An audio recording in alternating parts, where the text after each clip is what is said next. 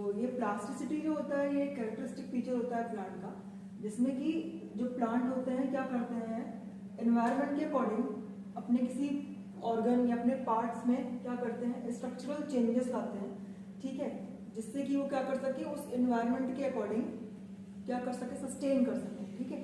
तो इस तरह की एबिलिटी को हम प्लांट के अंदर क्या कहते हैं, प्लास्टिसिटी कहते हैं। अब इसका एग्जांपल आपने देखा होगा अपने डेली लाइफ में, कोरिएंडर आपने देखा होगा सबने। तो कोरिएंडर जो होता है उसमें आपने देखा होगा जो कोरिएंडर की छोटी लीफ होती है उसका स्ट्रक्चर जो होता है वो दो नॉर्मल जो दो लीफ होती हैं वो एक, जब वो एकदम छोटा होता है, ठीक है, तो उस तरह से हमको उसकी दो लीफ दिखाई पड़ती है। इसके बाद जैसे जैसे वो क्या होता है, बड़ा होता है, तो उसकी जो लीफ होती है उसकी लीफ में इस तरह के क्या होता है, स्ट्रक्चरल चेंजेस हमको देखने को मिलते हैं, ठीक है। तो एक कोरिएंडर आपका एग्जाम्पल है, और एक और आपका एग्जाम्पल बटर कप है जो एनसीईआरटी में दिया गया है। बटर कप को हम इस तरह से समझ सकते हैं कि बटर कप जो होता है ये एक्वाटिक प्लांट है एज वेल एज ये टेरेस्ट्रियल प्लांट भी है। जब ये एक्वाटिक कंडीशन में होता है, मतलब जब ये अंडर वाटर होता है, ठीक है, जब ये इसकी हैबिटेट कैसी है, एक्वाटिक, या जब ये अंडर वाटर होता है तो इसके जो लीफ होता है उसके स्ट्रक्चर में हमको क्या देखने को मिलता है, उसके स्ट्रक्चर में हमको क्या देखने को मिलते हैं, कुछ चेंजेस देखने को मिलते हैं, ठीक है। उसकी लीफ का स्ट्रक्चर कैसा हमको देखने को मिलता है, ये जो लीफ होती है बहुत ज्यादा कैसी होती है, कटी फटी होती है, ठीक है, छोटी होती है, और उसमें बहुत सारे क्या होते हैं, सेक्शन होते हैं, जिससे इस तरह से आप देख सकते हो, कंप्लीट लीफ नहीं होती, बहुत सारे उसमें सेक्शंस बने होते हैं छोटे छोटे। इससे क्या होगा कि जब ये एक्वाटिक हैबिटेट में रहेगी या वाटर के अंदर रहेगी, अंडर वाटर रहेगी, तो क्या होगा, वाटर करंट इजीली इसमें से होके निकल जाएगा, ठीक है। अब यदि ये लीफ बड़ी रहती है तो उसमें क्या होगा, उस वक्त जो वाटर फ्लो होगा वो वाटर इस लीफ को क्या करेगा, फाड़ता हुआ आगे निकलेगा, जिससे लीफ क्या हो जाएगी, हमारी डिस्ट्रॉय हो जाएगी, ठीक है। तो जब ये एक्वाटिक कंडीशन में होता है बटर कप का प्लांट, तो लीफ का स्ट्रक्चर उसका इस तरह से होता है, लीफ उसकी कटी फटी होती है। लेकिन जब यही प्लांट कहाँ होता है, टेरेस्ट्रियल हैबिटेट में होता है, ठीक है, जब यही प्लांट हमारा टेरेस्ट्रियल हैबिटेट में होता है, इसकी लीफ हमारी इस तरह की नॉर्मल होती है, मतलब लीफ जो है आपको कंप्लीट फुल डेवलप देखने को मिलती है, ठीक है, लीफ की चौड़ाई भी अच्छी होती है। तो इस वक्त इसको किसकी जरूरत होती है, ताकि ये क्या कर सके, अच्छे से फोटोसिंथेसिस की मैकेनिज्म परफॉर्म कर सके, तो लीफ का स्ट्रक्चर जो होता है इसका एक अच्छा सा डेवलप होता है। तो आप देख सकते हो किस तरह से स्ट्रक्चरल चेंजेस हैं एनवायरनमेंट के अकॉर्डिंग किसी भी प्लांट में अपने आप को क्या करने के लिए, सर्वाइव कराने के लिए, ठीक है, अपने आप को सस्टेन कराने के लिए उस पर्टिकुलर एनवायरनमेंट में। तो एग्जांपल है हमारा बटर कप, एक्वाटिक कंडीशन और उसकी टेरेस्ट्रियल कंडीशन दोनों यहाँ पर दी गई है। इसके बाद हम बात करते हैं सीड डोरमेंसी की। सीड डोरमेंसी का मतलब होता है कि सीड जब जर्मिनेट करते हैं, ठीक है, एक नॉर्मल कंडीशन होती है तो सीड क्या करते हैं, जर्मिनेट करते हैं।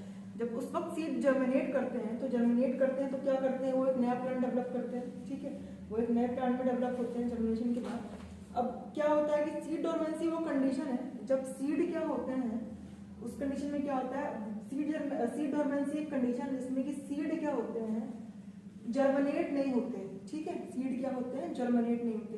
तो सीड जर्मिनेट कब नहीं होंगे, क्योंकि उनको कोई रोक तो रहा नहीं जर्मिनेट होने के लिए।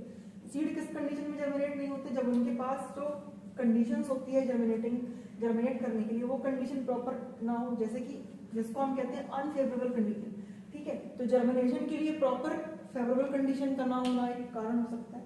और कभी कभी ऐसा होता है कि कुछ फेवरेबल कंडीशन है, कभी कभी ऐसा होता है कि सारी फेवरेबल कंडीशन है, इसके बावजूद भी सीड जो है वो क्या होता है, जर्मिनेट नहीं होता है, ठीक है। जैसे कि some time even under favourable condition available and seed also can't able to germinate, seed unable to germinate, ठीक है। तो सीड डोरमेंसी एक ऐसी कंडीशन है सिंपल सी भाषा में जिसमें सीड क्या होता है, जर्मिनेट नहीं होता, ठीक है। अब सीड जर्मिनेट कब नहीं होगा, जब उसके जर्मिनेशन की जो फेवरेबल कंडीशन है उसको नहीं मिलेंगी। मतलब कि एक तो ये मुद्दा हो गया कि उसके पास क्या है, सभी चीजें जो उसकी रिक्वायरमेंट है, जैसे कि वाटर की, एयर की या न्यूट्रिशन की, वो अनअवेलेबल है, एक्सटर्नल फैक्टर अनअवेलेबल है, ठीक है, एक्सटर्नल नहीं, इंटरनल फैक्टर उसके पास अनअवेलेबल है, तो उसकी अनफेवरेबल कंडीशन हो जाएगी। दूसरा ये है, कभी कभी ये होता है कि सारी चीजें अवेलेबल हैं, कंडीशन फेवरेबल है, इसके बाद भी सीड क्या करता है, जर्मिनेट नहीं करता।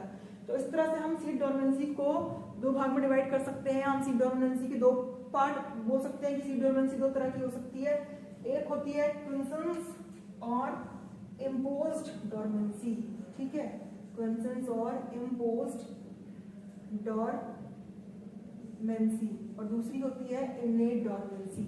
ठीक है, इस तरह से हम सीड डॉर्मेंसी को दो भागों में डिवाइड कर सकते हैं। ठीक है, अब क्विसेंस या इम्पोज डॉर्मेंसी कब होती है? जब कंडीशन जो होती है जर्मिनेशन के लिए, जो कंडीशन होती है वो प्रॉपर कंडीशन उसको नहीं मिल पाती। मतलब कि यहाँ पे क्या होगा, अनफेवरेबल कंडीशन होती है किसके लिए? जर्मिनेशन के लिए, अनफेवरेबल कंडीशन फॉर जर्मिनेशन। तो उस वजह से सीड क्या होता है, क्या नहीं कर पाता, जर्मिनेट नहीं कर पाता। इस तरह की डॉर्मेंसी को हम क्या कहते हैं? क्विसेंस या इम्पोज डॉर्मेंसी। अभी एक तरफ, दूसरी तरफ हमने यहाँ लिख रखा है इनेट डॉर्मेंसी। तो इनेट डॉर्मेंसी का मतलब क्या है कि जस्ट इसका अपोजिट होगा क्विसेंस का, कि हमारे पास सारी कंडीशन क्या है, फेवरेबल है। ठीक है, हमारे पास सारे कंडीशन क्या है, फेवरेबल है, और इसके बाद भी हमारा सीड जो है वो जर्मिनेट करने के लिए अनेबल है। हमारा सीड तब भी क्या नहीं कर पा रहा, जर्मिनेट नहीं कर पा रहा है। तो फेवरेबल कंडीशन होते हुए भी सीड का जर्मिनेट न कर पाना क्या कहलाता है? इनेट डॉर्मेंसी कहलाता है। ठीक है, अभी हम आगे देखते हैं कि हम सीड डॉर्मेंसी को 2 पार्ट्स में डिवाइड कर सकते हैं, जिसको हम देखते हैं अभी।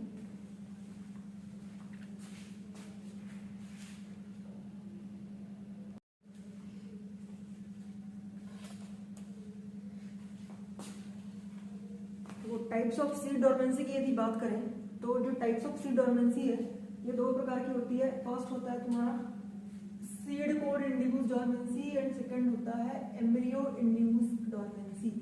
तो जो फर्स्ट है that is seed code induce dormancy.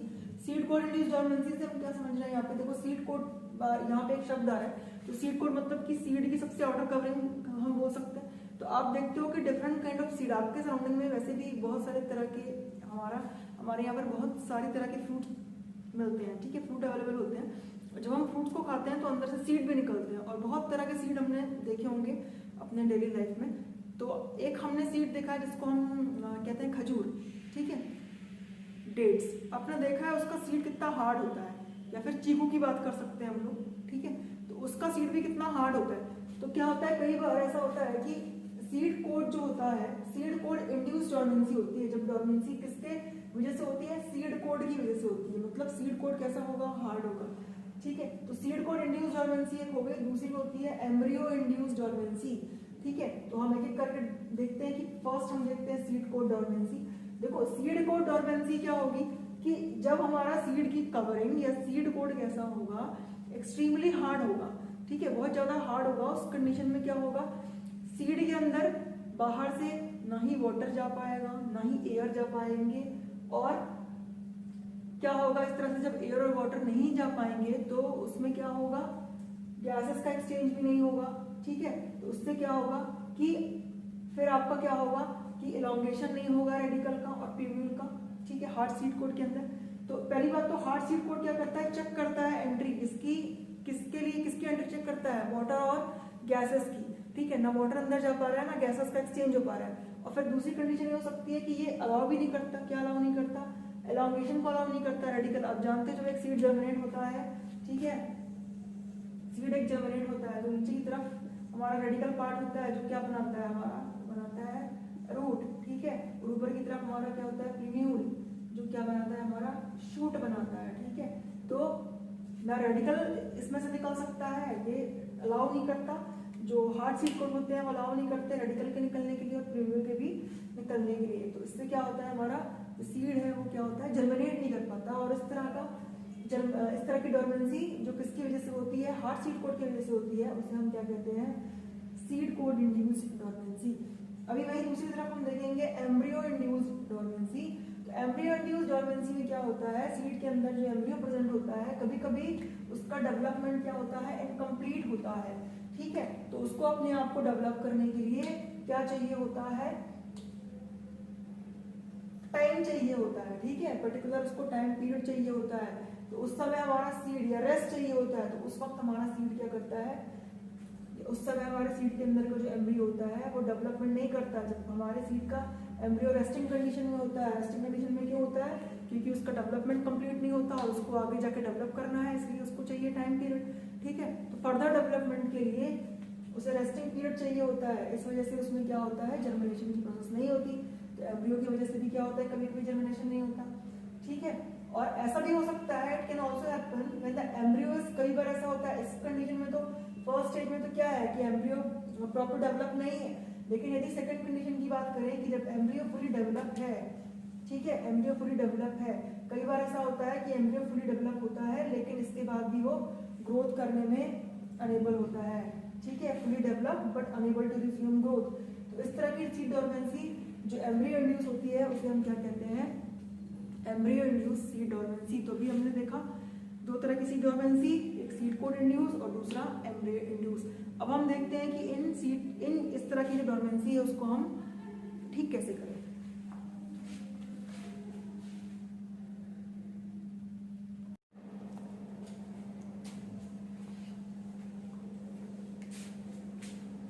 देखो सीड डोरमेंसी देखा हमने, दो टाइप भी हमने देखे सीड डोरमेंसी के। तो अब हम देखते हैं कि सीड डोरमेंसी को हम ब्रेक कैसे कर सकते हैं, सीड डोरमेंसी हम खत्म कैसे कर सकते हैं, ठीक है। तो सीड डोरमेंसी को ब्रेक करने के लिए हमारे पास कुल मिला के यहाँ पे 5 मेथड्स हैं। That is number 1 is scarification, number 2 is stratification, number 3 is impaction, number 4 is alternating temperature method and number 5 is light and dark treatment, ठीक है, light dark requirement method। तो वन बाय वन हम discuss करते हैं कि ये method जो है कैसे अप्लाई करें और ये सीड डोरमेंसी को कैसे ब्रेक कर सकती है।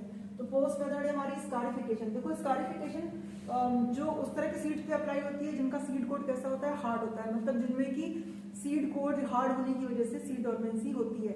तो जिसमें सीड कोड हार्ड होगा, यदि हम उसको जमीन पर लगा भी देते हैं तो क्या होता है कि सीड कोड जब तक उसका निकलेगा नहीं या सीड कोड ब्रेक नहीं होगा, जब तक उसमें से एम्ब्रियो बाहर होकर जर्मिनेशन नहीं कर पाएगा, ठीक है। तो ये स्कारिफिकेशन की मेथड हम कहाँ अप्लाई करते हैं, स्कारिफिकेशन हम हार्ड सीड कोड वाले जो हार्ड सीड कोड जिनका हार्ड होता है उस तरह के सीड पे अप्लाई करते हैं। तो इसमें हम क्या ट्रीटमेंट करते हैं, हम इसमें करते हैं कि जो सीड कोड होता है उसको हम रफ सरफेस पे क्या करते हैं, घिसते हैं, उसको हम रफ सरफेस पे क्या करते हैं, रब करते हैं, ठीक है, रबिंग करते हैं एक रफ सरफेस के ऊपर, जिससे क्या होता है कि वो उसकी सरफेस जो है वो इजीली क्या हो जाए, ब्रेक हो जाए। या फिर हम क्या कर सकते हैं, जो हार्ड सीड वाले सीड होते हैं, हार्ड सीड कोड वाले सीड होते हैं, उससे हम क्या करते हैं, केमिकल ट्रीटमेंट देते हैं, या फिर हम किसी केमिकल जैसे कि H2SO4 या HCl के अंदर हम क्या करके डिप करके छोड़ देते हैं और हम कुछ ऑर्गेनिक सॉल्वेंट का भी यूज करके उसके अंदर हम सीड डाल देते हैं, जिससे जो सीड कोड होता है वो कैसा हो जाता है, सॉफ्ट हो जाता है। तो इस तरह से हम स्ट्रैटिफिकेशन के थ्रू, स्कारिफिकेशन के थ्रू सीड डोरमेंसी को ब्रेक कर सकते हैं। दूसरी जो मेथड है सीड डोरमेंसी ब्रेक करने की, दैट इज स्ट्रैटिफिकेशन। स्ट्रैटिफिकेशन में क्या होता है कि ये डोरमेंसी पहले तो आई कैसे, किस तरह की डोरमेंसी है, ठीक है, ये डोरमेंसी होती है ड्यू टू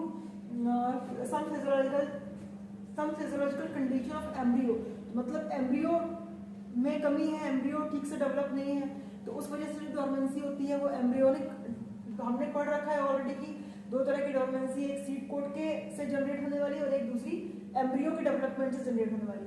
तो इसमें क्या है, एम्ब्रियो में कुछ फिजियोलॉजिकल मतलब एम्ब्रियो क्या है, इसमें कुछ फिजियोलॉजिकल कंडीशन होने की वजह से एम्ब्रियो क्या है, सही से डेवलप नहीं हो पाया।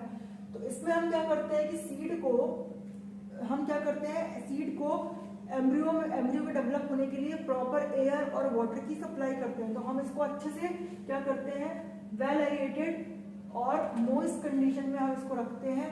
टेम्परेचर कितना होना चाहिए, अंडर लो टेम्परेचर जो होता है वो होता है 0 to 10 डिग्री सेल्सियस। इस टेम्परेचर पे हमको इन सीड को रख के छोड़ देना है, कब तक के लिए, फॉर अ वीक और अ मंथ, ठीक है, कुछ महीनों के लिए और कुछ वीक्स के लिए इसको हमको रख के छोड़ देना, जिससे कि इसकी सीड डोरमेंसी ब्रेक हो जाती है। इस मेथड को हम क्या कहते हैं, स्ट्रैटिफिकेशन।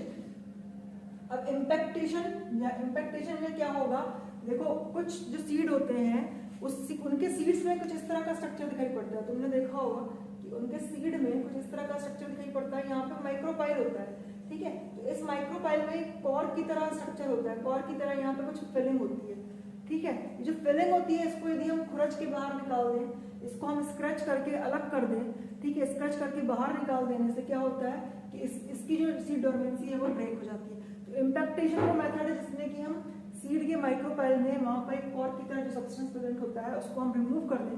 तो इम्पैक्टेशन मेथड के थ्रू हम सीड की डोरमेंसी को क्या कर सकते हैं, खत्म कर सकते हैं।